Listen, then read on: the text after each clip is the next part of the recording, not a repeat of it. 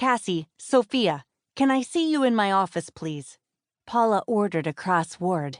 The two of us immediately snapped into line and trailed behind her as she marched out onto the corridor toward her office. "What's this about?" asked Sophia innocently, though she heavily suspected the reason for the meeting, as did I. We were both medical interns at the John Milton Metropolitan Hospital and were rapidly approaching the end of our first year of study. The next step in our careers was to proceed on to a residency position under Paula's mentorship. However, because there was only one such place at the hospital, it was up to Paula to select which of us would win the right to practice under her.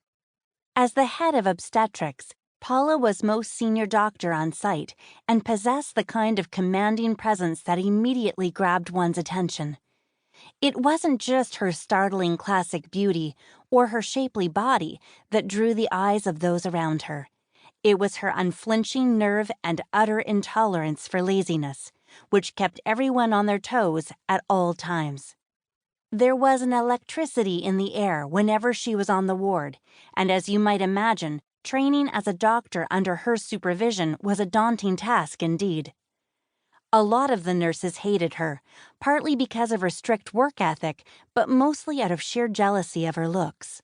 She kept her golden locks tied back in a severe ponytail at all times, and wore glasses that more often than not were perched on the end of her nose, which only added to her imposing demeanor.